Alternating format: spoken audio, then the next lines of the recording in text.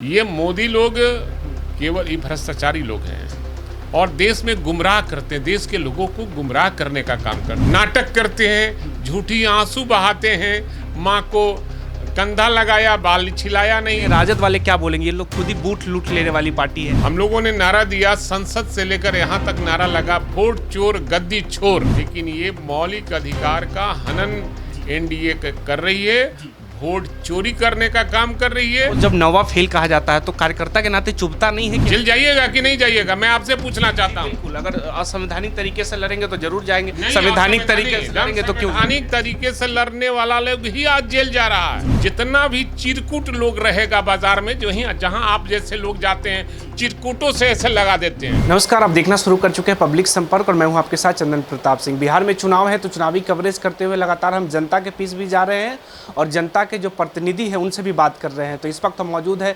मनेर के विधायक भाई वीरेंद्र के पास। इनसे समझेंगे कि सभी बिहार विधानसभा चुनाव को लेकर महागठबंधन जो वोट चोरी का मुद्दा उठा रही है, या फिर जिस तरह से भाजपा ने आज अपनी नरेंद्र मोदी के मां के अपमान को लेकर अभी बंदी बुलाई, इन तमाम मुद्दों पर बात करेंगे। सर, बहुत बहुत स्वागत है। बहुत धन्यवाद आपको भी। अभी महागठबंधन जो वोट चोरी का मुद्दा बना रही है, आपको लग रहा है वोट चोरी मुद्दा है या? एकदम वोट चोरी का मुद्दा है और हमारे नेता आदरणीय तेजस्वी प्रसाद यादव जी सदन और सदन के बाहर में इस मामले मुद्दे को उठाया, क्योंकि बिहार में चुनाव है इस साल और उसको महागठबंधन के सभी शीर्ष नेतृत्व, चाहे वो माननीय राहुल गांधी जी हों, दीपांकर भट्टाचार्य हों, सीपीआई सीपीएम के लीडर हों, या फिर मुकेश सहनी हो, ये यादव को नीचे बिठा दिया।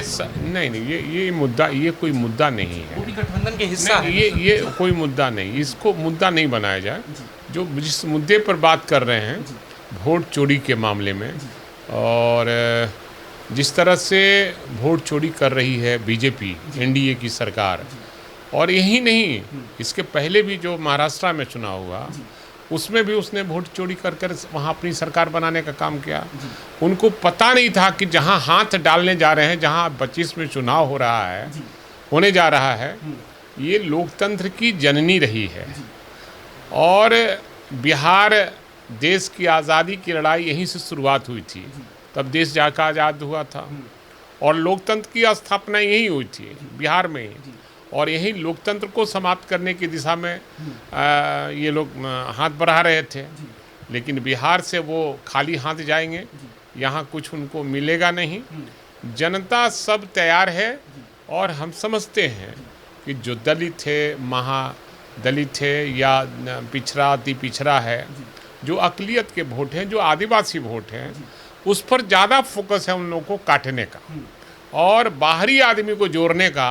ये तो पकड़े गए, हमारे नेता तेजस्वी यादव ने इस बात को पकड़ा और सदन में भी इस मामले को उठाया और बाहर में भी हम लोग उठाने का काम किए। जिन तबका का आप जिक्र कर रहे हैं, दलित पिछड़ा, इनको भाजपा को इन लोगों से क्या दिक्कत है? नहीं, दिक्कत है कि ये लोग आगे बढ़ेंगे तो हमारी सरकार नहीं बढ़ेगी। तो सबका साथ सबका विकास की बात नहीं, वो किसी का साथ नहीं, वो केवल पूंजीपतियों का विकास चाहते हैं, अपना विकास चाहते हैं, देश का भलाई नहीं करना चाहते हैं। ये वही लोग हैं जो देश की आज़ादी की जब लड़ाई लड़ी जा रही थी तो अंग्रेज़ों की दलाली कर रहे थे। ये नाथूराम गॉडसे के खानदान हैं, जिसने महात्मा गांधी की हत्यारा किसका नाम है? नाथूराम गॉडसे का ये लोग खानदान है। ये कभी देश भारत की भलाई नहीं चाहता है। लेकिन बिहार का मुद्दा लगता है, बिहार का चुनाव बिहार के मुद्दे पे होना चाहिए। तो इस चुनाव में आपको बिहार में क्या मुद्दा लगता है जिसमें चुनाव होना? पूरा मुद्दा है, बेरोजगारों को रोजगार नहीं मिल पा रहा है, गरीबी पूरे देश में है, बिहार में भी उस गरीबी का दंश झेला जा रहा है, किसानों को उचित मूल्य नहीं दिया जा रहा है और महिलाओं को सम्मान जो मिलना चाहिए वो नहीं मिल पा रहा है, गरीबों का उत्थान नहीं हो पा रहा है। सम्मान का आरोप आप लोगों पे लग रहा है कि आप लोगों देश के प्रधानमंत्री की मां का अपमान कर दिया। असल में है क्या कि जिसने देश में संसद में कई तरह का भाषण दिया, प्रधानमंत्री है। मैं किसी माँ बहन का गाली देने वाला का समर्थन नहीं करता हूँ, लेकिन जब आप अपनी बात बोलते हैं और दूसरे को कहते हैं कि ये जर्सी लोग हैं, जर्सी पैदा करने वाले लोग हैं, तो किसको आपने गाली दिया? सोनिया गांधी को कौन कौन सी गालियाँ नहीं सहनी पड़ी, लेकिन देश की जनता ने उसको जवाब देने का काम किया। ये मोदी लोग केवल ये भ्रष्टाचारी लोग हैं और देश में गुमराह करते हैं, देश के लोगों को गुमराह करने का काम करते हैं और नाटकबाज लोग हैं, नाटक करते हैं, झूठी आंसू बहाते हैं, माँ को कंधा लगाया बाल छिलाया नहीं। यही मोदी जी है ना। हम लोग तो श्राद्ध होता है तो बाल छिलाने का काम करते हैं, है ना, और अर्थी ढोकर, और जब तक गंगा घाट नहीं पहुंचाते हैं, उनकी अर्थी जल नहीं जाती है, तब तक वहाँ से नहीं हटते हैं, वो भी माँ का। और जो देश का प्रधानमंत्री अपनी माँ का अर्थी केवल फोटो खिंचाने के बाद न बाल छिलवाए न दाढ़ी छिलवाए, तो किस तरह का हिंदू है आप? कौन सा हिंदू हैं आप? मोदी की हिंदू नहीं, मैं जानना चाहता हूँ कि हिंदू आप रटते हैं, आप कौन सा हिंदू हैं? सनातन धर्म मानते हो या नहीं मानते हो? कोई भी। कई लोग कहेंगे कि राम मंदिर का विरोध तो तेजस्वी यादव किए थे, तो ये भी कौन सा हिंदू है? नहीं, ये हिंदू कौन सा तेजस्वी यादव तो जो भी आप विरोध आज तक किया है वो सच्चाई हुआ है, सामने हुआ है, और उन्होंने तथ्य के साथ उसका विरोध किया है। तो प्रधानमंत्री देश का नाटकबाज अगर हो जाए, ढोंगी हो जाए, तो देश का कल्याण नहीं हो सकता है। इस पे हम आएंगे, लेकिन जैसे आप लोग वोट चोरी का मुद्दा उठा रहे हैं, लेकिन कई लोग क्षेत्र में मिलते हैं, वो कहते हैं राजद वाले क्या बोलेंगे, ये लोग खुद ही बूथ लूट लेने वाली पार्टी है, ये लोग वोट चोरी की बात। अब सवाल है कि जो लोग आरोप लगाते हैं, हम लोग इस आरोप को खारिज करते हैं कि हम लोग नहीं, ये वोट चोरी तरीके से करते हैं ताकि लोग को पता नहीं चले। हमारे नेता ने पकड़ लिया वोट चोरी का। हम लोगों ने नारा दिया, संसद से लेकर यहाँ तक नारा लगा, वोट चोर गद्दी छोर। तो क्यों नहीं जवाब दिया? सब चुनाव आयोग का पक्ष क्यों ले रहा है? कहीं ना कहीं कंस्पिरेसी है। और चुनाव आयोग संवैधानिक संस्था बोली जाती है, लेकिन संवैधानिक संस्था को भी ये पॉकेट में मोदी जी लेकर चल रहे हैं। ये नाथूराम गोडसे के खानदान हैं, ये हिंदुस्तानी नहीं हो सकते हैं, ये अंग्रेजों के दलाली करने वाले लोग हैं, जो देश की आज़ादी की लड़ाई में जिन शहीदों ने फांसी के तख्ते पर चढ़ा, इनको यही लोग मुखबिरी कर कर भगत सिंह जैसे हजारों लोगों को फांसी के तख्तों पर पहुंचाने का काम किया है। इनको देशभक्ति का कोई ये बात नहीं बोलनी चाहिए, देशभक्त हो ही नहीं सकता है। चिराग पासवान कह रहे कि अगर इनको चुनाव आयोग पे भरोसा नहीं है तो चुनाव का बहिष्कार कर देंगे। अब सवाल है कि अब चिराग पासवान के बातों पर मैं नहीं करना चाहता हूँ। वो अपने भीतर झांकें, वो क्या चाहते हैं, क्या करना चाहते हैं, और जो हो रही है वो गलत है कि सही है। वर्तमान सरकार की बात करें, सरकार शराबबंदी को लेकर कहती है ये सफल योजना है। आपको लगती है सफल योजना है? सफल योजना तो है ही नहीं। आज चारों तरफ पहले होम डिलीवरी होता था, अब बेड डिलीवरी हो रहा है। पहले होम डिलीवरी होता था, अब बेड डिलीवरी होता है। और जहाँ जहाँ कहीं भी थाना में थाना प्रभारियों की तैनाती होती है, करोड़ों रुपया लेकर तैनाती की जाती है। और आज के ज़्यादातर पुलिस पदाधिकारी शराब बेचवाने में लगे हुए हैं, मर्डर हो रहा है, नशाखुरानी का काम चल रहा है। ये सरकार बिहार को खोखला करने का काम की है। अपने इनके नेताओं के द्वारा तो शराब लेकर और पिया जा रहा रात में। शराब पी रहे बिहार में। अब कौन कौन, पदाधिकारी से लेकर नेता तक, मैं ये नहीं कह रहा हूँ कि नेता ही है, लेकिन पदाधिकारी से लेकर नेता छूटा हुआ नहीं है। बिना पिए वो सो नहीं सकते हैं। यहाँ का एक डीजीपी थे, नाम मैं नहीं लूँगा, उनका बेटा रोज डीएसपी को कहता था कि मेरा आया सामान, शराबबंदी की बात करता हूँ। और वो डीजीपी परेशान थे अपने बेटा से, और रोज डीएसपी उसको बोतल पहुंचाने का काम करता था। तो आपको लगता है सूबे प्रदेश सूबे में, जिस सूबे में, अब क्या कहें, तो सूबे के मुख्यमंत्री को लगता है ये सब खबर पहुंचती है कि शराब इस तरह से खुले? ये वो आदमी नहीं है क्या? वो भी तो आदमी है ना, सामाजिक कार्यकर्ता वो भी रहे हैं। हाँ। तो उनको खबर नहीं आती है, सारी खबर आती है। इनके आजू बाजू बैठने वाले लोग ही सब शराब का खैप पूरे बिहार में ढुवाने का काम करते हैं। तेजस्वी यादव शराबियों के साथ बैठकर फोटो खिंचाने का काम करते हैं। तेजस्वी यादव अगर मुख्यमंत्री बनते हैं तो आप शराबबंदी जो है उसको हटा देंगे आप लोग? इस पर गहन विचार होगा, क्या करना चाहिए और किस तरह का सुधार होना चाहिए, हमारी सरकार इस पर पैनी नज़र रखी हुई है।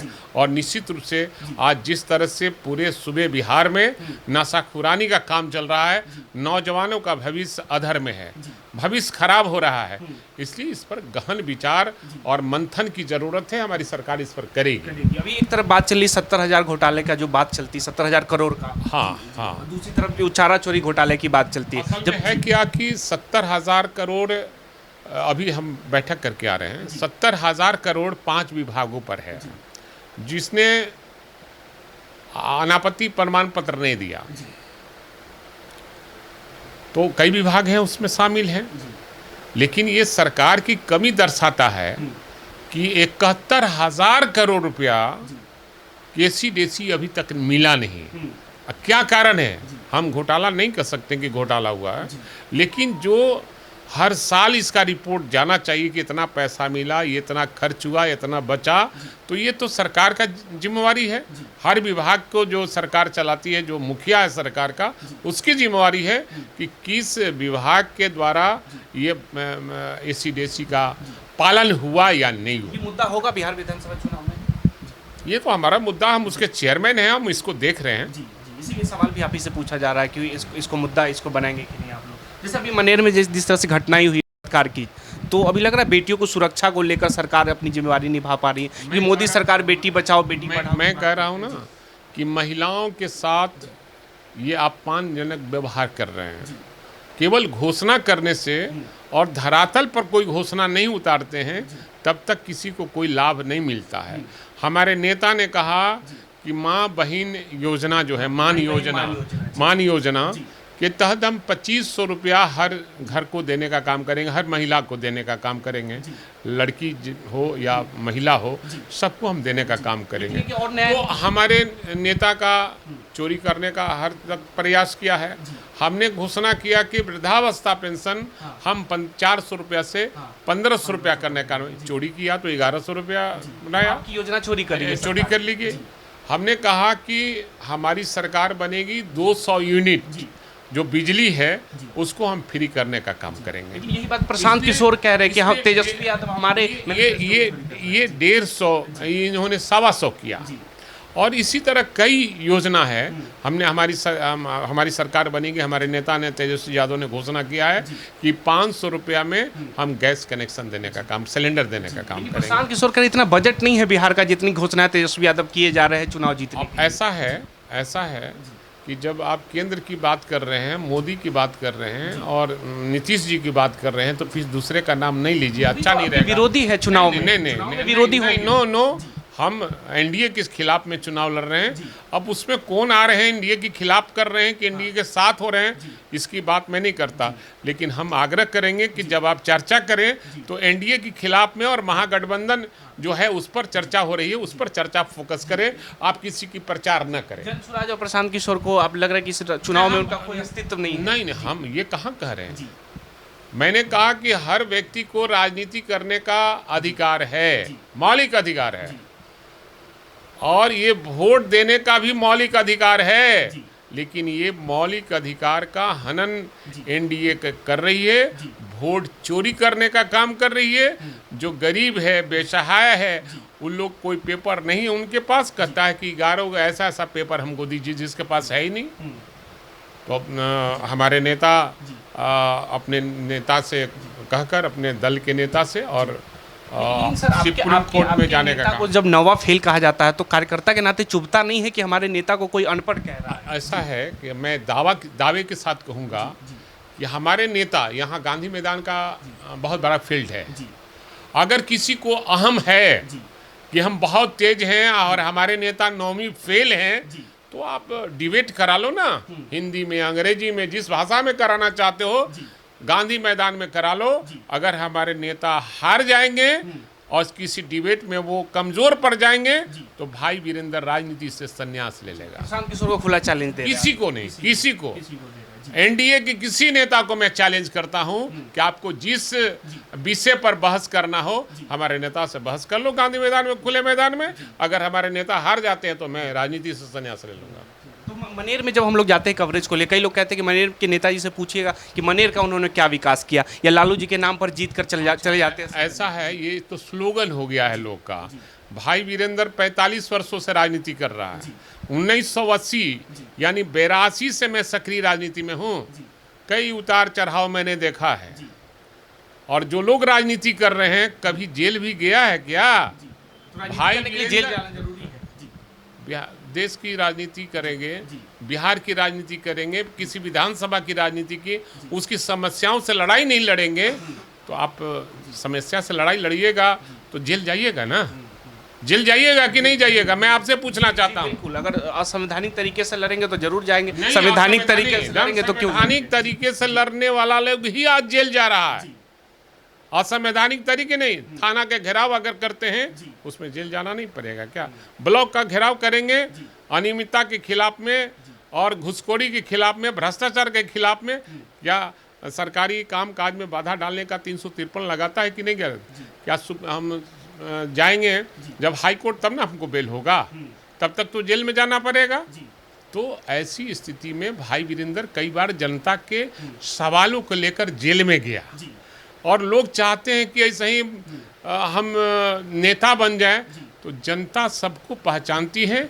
जनता हमारा मालिक है, जनता हमको जिताती है।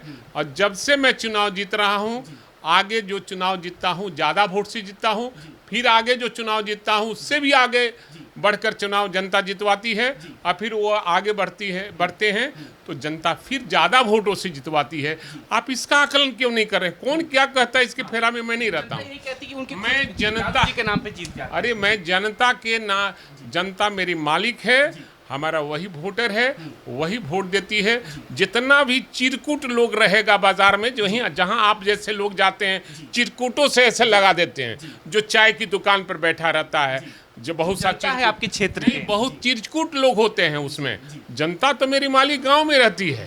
और जो खादी के कुर्ता पैजामा चाहे इस तरह का बैठने वाला लोग सुबह से शाम तक बैठेगा चाय की दुकान पर, को आएगा तो बोलेंगे। तो मेरे समर्थक भी रहते हैं। मेरे खिलाफ में बोलकर कुछ नहीं कर सकता। मेरे खिलाफ तो बहुत, हमारे यहाँ सब पार्टी एक तरफा होता है मेरे खिलाफ में, लेकिन जनता मेरे पक्ष में होती है, इसलिए मैं चुनाव जीतता हूँ। आप लगातार नीतीश कुमार को बहुत घेरते हैं अलग अलग मुद्दों पे। अगर वही गठबंधन में नीतीश कुमार आपके साथ होते हैं तब वो अच्छे हो जाते हैं? ये सवाल आप कौन सा सवाल कर रहे हैं? सवाल ये है कि जब गठबंधन आपके साथ जदयू और मेरे पास रहेगा तो उसकी अच्छाइयों को मैं इंगित करूंगा, और जो मेरे साथ नहीं रहेगा उसके खराबियों को मैं इंगित करूंगा। तो आप सुन रहे थे मनेर विधायक भाई वीरेंद्र को। आप अपनी राय जरूर बताइए कि बिहार विधानसभा चुनाव को लेकर आप क्या सोचते हैं, बिहार की तरक्की को लेकर कौन शीर्ष पे बैठेगा तो बिहार तरक्की के राह पे निकलेगा। आप देख रहे हैं पब्लिक संपर्क, मैं हूं चंदन प्रताप सिंह, धन्यवाद।